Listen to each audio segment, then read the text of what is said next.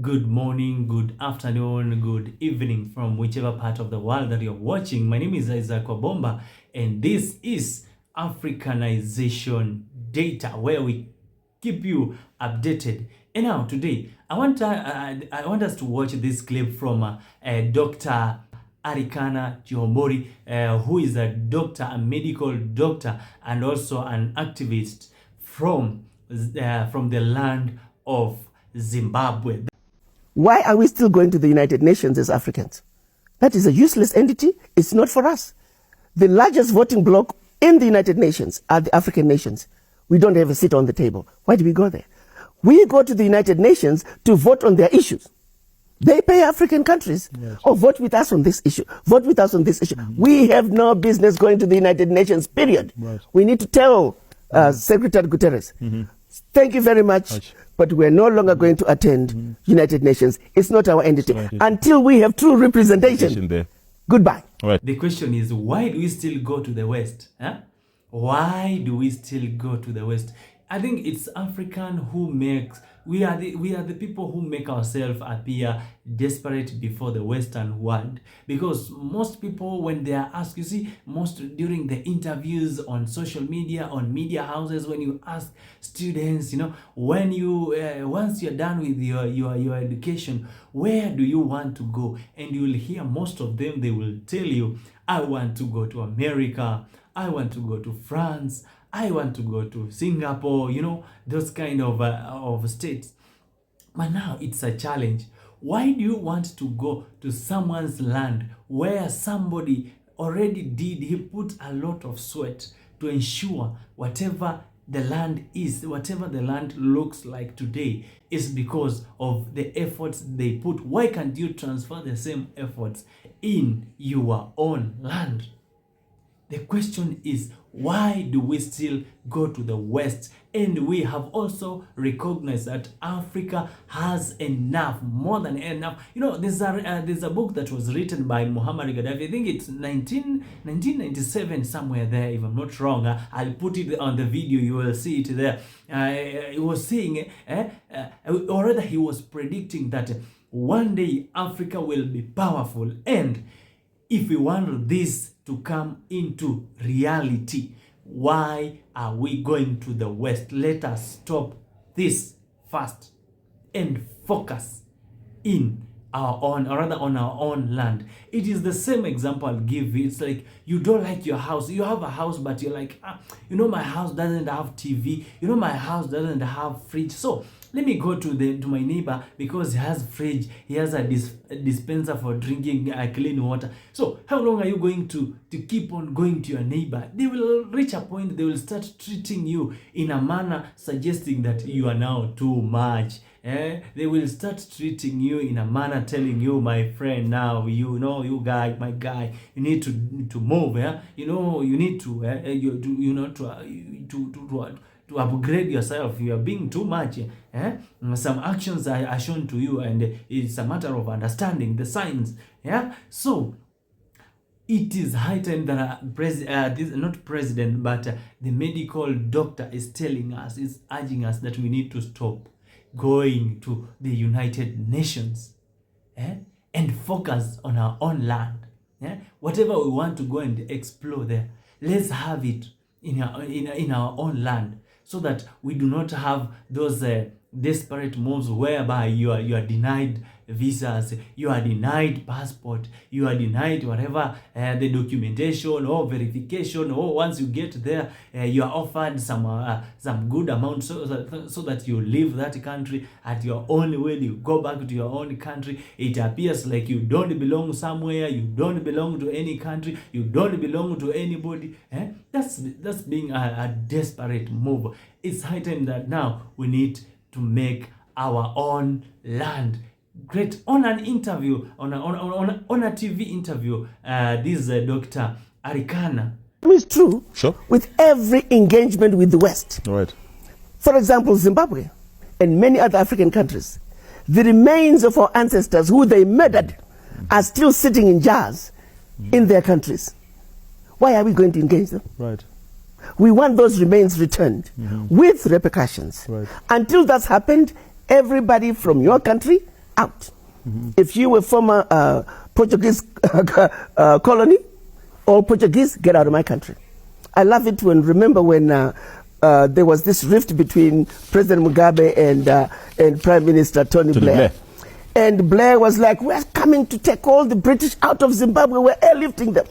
And the response of President Mugabe was, listen, I've given all my police and military that if you see any British citizen that wants to get out, escort them to the nearest exit point. Get out. If we can just make that position, your government is abusing us. Your government is refusing to give us back our ancestors, the remains of our ancestors who they murdered. Your government is refusing to give us back our artifacts. Precious artifacts, priceless, that they stole. Until these wrongs, these blatant wrongs are righted, every British citizen get out. Every Portuguese citizen get out.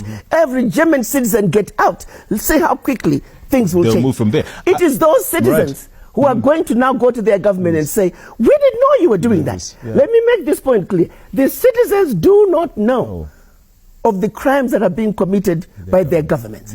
So let's put the power back to the people. Let's remind the people that every constitution starts with we, the people. So let's make those citizens, they must succeed in their civic duties. We, the people, are the ones who are failing. Let's come together. Let's understand the issues. And so for those of us who are elders, who are in the know, we have a responsibility to educate and inform.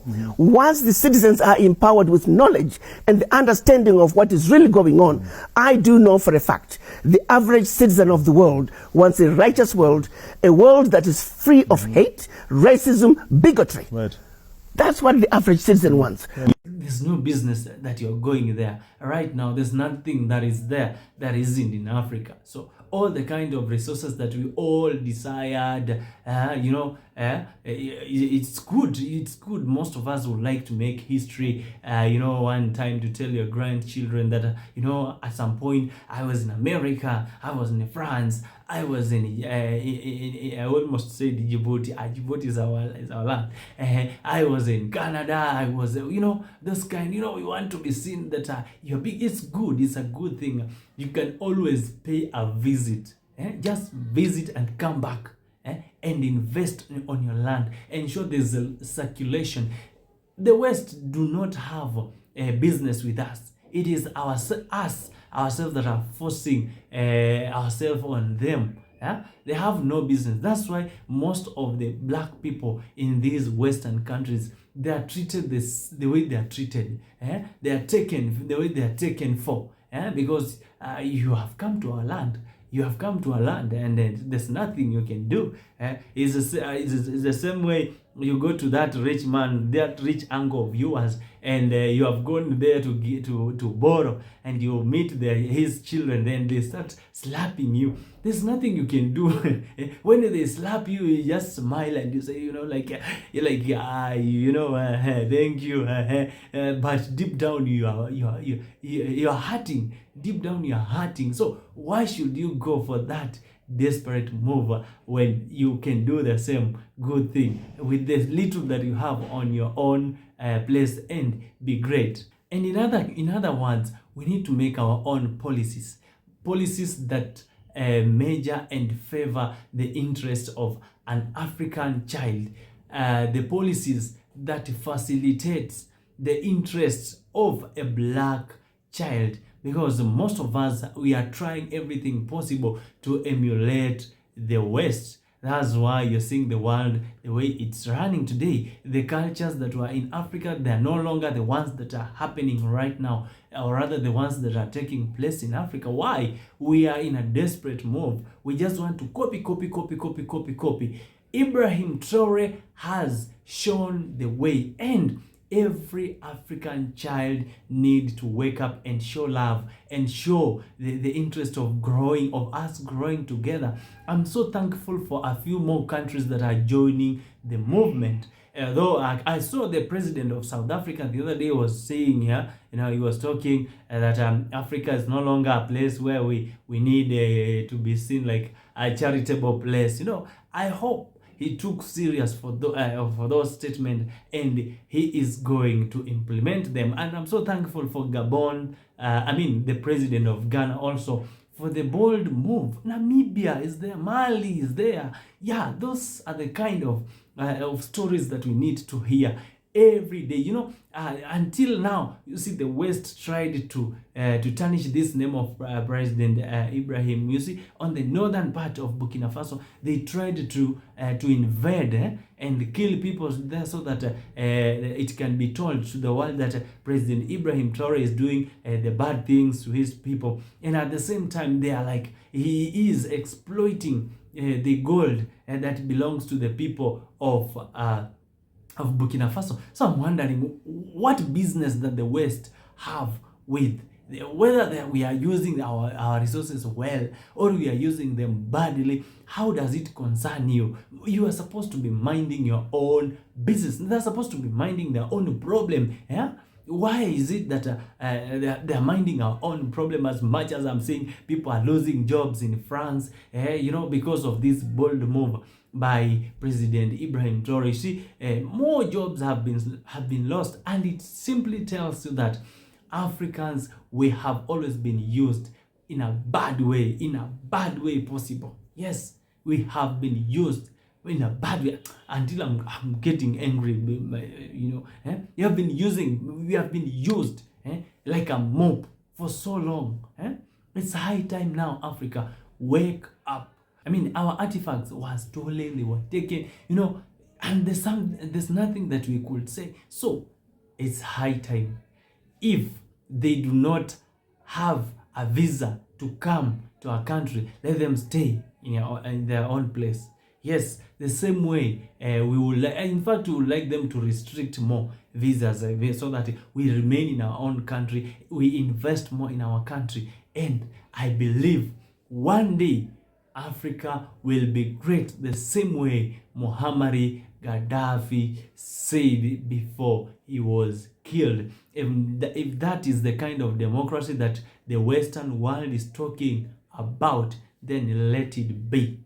I will say it in bold and capital letters that if that is the kind of Africanization that they want, for sure, I will say let it be. Go to hell. Yeah, that kind of mistreatment is what we do not need. We no longer need to be used. We have a very good example of Libya. It's a very tangible example. And we have another tangible example of Nigeria, whereby people are being killed. There's more attacks there, and there are attacks there, and the West is just quiet. Why are they not going to stop that? The Congo is very messy. There's a lot of problems there. Why can't you go there and show us that indeed you have gone there and for sure you have stabilized the situation? Yes, we are no longer going to accept that. Africa, wake up. African child, wake up. African mother, wake up. African fathers, cousins, sisters, brothers, everybody, wake up and know what is rightful for you and fight for it. My name is Isaac Wabomba, and this is Africanization Data. And for more of these updates, keep on subscribing and commenting on my channel. See you later on another episode. Bye bye.